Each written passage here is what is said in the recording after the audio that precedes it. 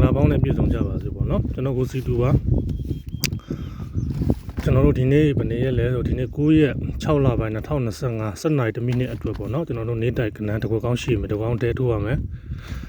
အဲ့ဒါကိုကျွန်တော်စိုက်နဲ့ရှင်းပြမယ်ပေါ့နော်ဟုတ်ပြီကျွန်တော်တို့သွားမယ်ဆိုကျွန်တော်တို့ထေစည်းလိုင်းရင်စပြမယ်ပေါ့နော်ကျွန်တော်၄ပင်တစ်ခါနဲ့သွားမယ်ဒီမှာခုံဆိုတော့4 6ဆိုတော့3ညဒီ3လုံး3ညကျွန်တော်တို့ခုံ6ဒီ3လုံး3ညကိုကျွန်တော်တို့ကဒီ3လုံး3ညမှာပေါ့နော်6 3ည1နဲ့3ညမှာကျွန်တော်တို့ဒီ3လုံးခုံ6ခုံ4 6နဲ့ပေါင်း3ညဒီ3လုံး3ညကိုကျွန်တော်တို့9 3ညဆိုတော့3ညဖြစ်အောင်ဆိုနှလုံးပေါင်းချင်း9 3ညဖြစ်အောင်ဆို1ထိပ်ထဲမှာတော့9ဖြစ်မှာပေါ့နော်ဒါဆိုရင်1ထိပ်ခုံ6ခုံ6 3လုံးပေါင်းချင်း3ညကို9 3ည1နဲ့3ညရတယ်ပေါ့နော်ဒီ3လုံးပေါင်းချင်း3ညကိုဒီ3လုံးပေါင်းချင်း3ညဒါဆိုဟုတ်ပြီကျွန်တော်နောက်ပိတ်လိုင်းသွားမယ်နောက်ပိတ်လိုင်းကျွန်တော်ဘယ်လိုသွားမလို့ဆိုတော့ကျွန်တော်တို့ဒီမှာဒီပေါ့နော်ရှေ့9နှလုံးပေါင်းချင်းခုံ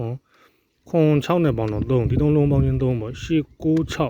ဒီ3လုံးပေါင်းချင်း3ကိုကျွန်တော်တို့ကဒီ3လုံးပေါင်းချင်း3ဖြစ်ရမှာပေါ့နော်4 8နှလုံးပေါင်းချင်း2ပေါ့2ဆိုတော့ကျွန်တော်တို့3ဖြစ်အောင်ဆိုရင်1အပိတ်ထဲမှာ3ဖြစ်မှာဒါဆိုဟုတ်ပြီကျွန်တော်တို့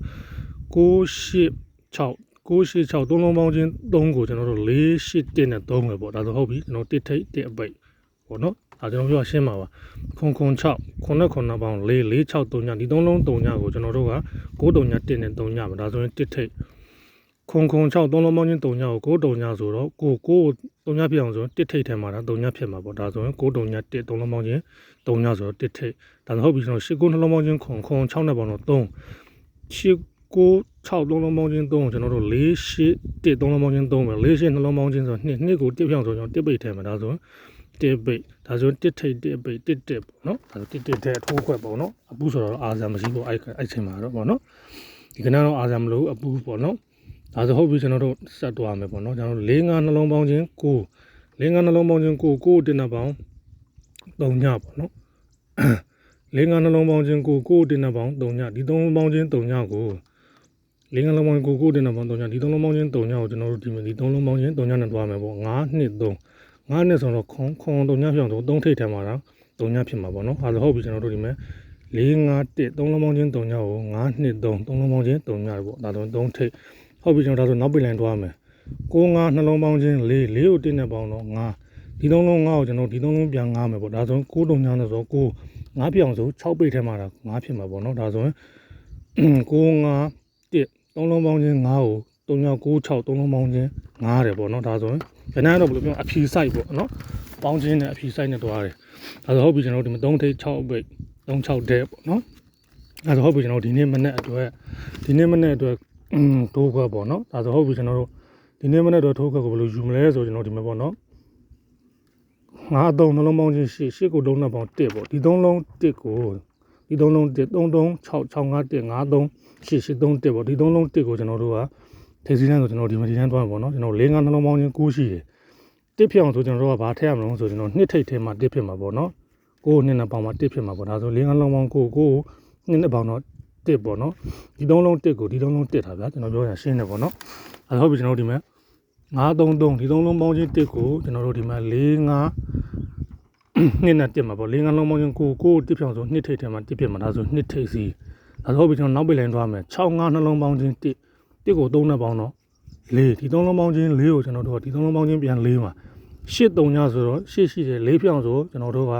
6နောက်ပိတ်ထဲမှာ4ဖြစ်မှာဒါဆိုဟုတ်ပြီကျွန်တော်တို့ဒီ3ပေါင်းချင်း4ကိုကျွန်တော်ဒီ3လုံးပေါင်းချင်း4မှာ8 3ည6နဲ့4မှာဒါဆို2ထိပ်6ပြီး2 6ထဲပေါ့ဒီမှာနဲ့ဘောနော်အဲဟုတ်ပြီကျွန်တော်ဒီမှာ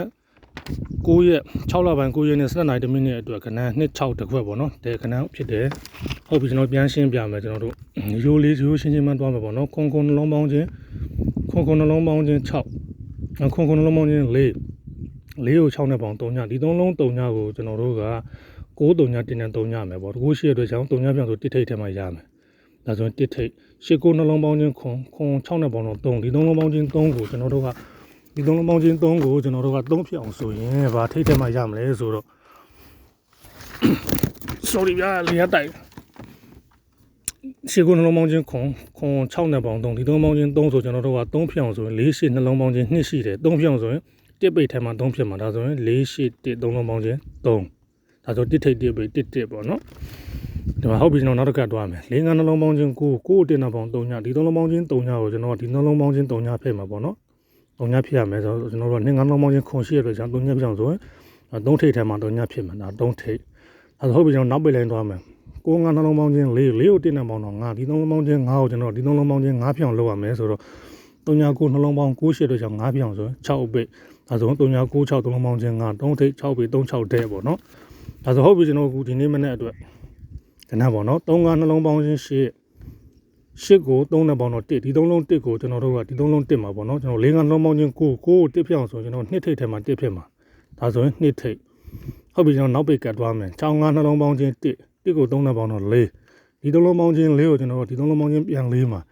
8 3ညဆို8အတွက်ကြောင့်4ဖြစ်အောင်ဆို6ပိတ်ထဲမှာ4ဖြစ်မှာဒါဆိုဟုတ်ပြီကျွန်တော်ဒီမနေ့အတွက်2ထိပ်6ပိတ်2 6တဲ့ပေါ့နော်အဲဆိုဟုတ်ပြီကျွန်တော်ဒီမနေ့အတွက်ထိုးကဘာရှိမလဲဆိုတော့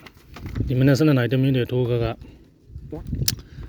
26ဆိုတဲ့ခဏရှိမယ်ဒါတဲ့ main ပေါ့နော်ဒါဆိုအရန်က26 21ခွန်6နဲ့ခွန်1ပေါ့နော်ဒါကဏ္ဍ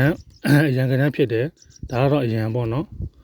26 21ခွန်6ခွန်1 main ကတော့ဒီကောင်ပါ26တဲ့ပေါ့နော်26တဲ့ထိုးရမယ်ဒါ main ဒီကောင်အရန်ပေါ့နော်အရန်ပါဆော့ပါဟုတ်ပြီကန်ကောင်းကြပါစေပေါ့နော်ကျွန်တော်ဒီမနေ့ပြောချင်တာဒါပါပဲကဏ္ဍတော့ dead side ဖြစ်တယ်ရိုးရှင်းရှင်းလေးပဲပေါ့နော်ရိုးရှင်းရှင်းနဲ့ကစားရမယ်တဲထိုးရမယ်ပေါ့နော်မအားပါနဲ့တဲကစားပါနော်အားချင်းသိရှိရင်တော့အားပေါ့အားပါပေါ့တဲများများတွေ့လို့ပေါ့နော်ကန်ကောင်းကြပါစေ good luck ပါ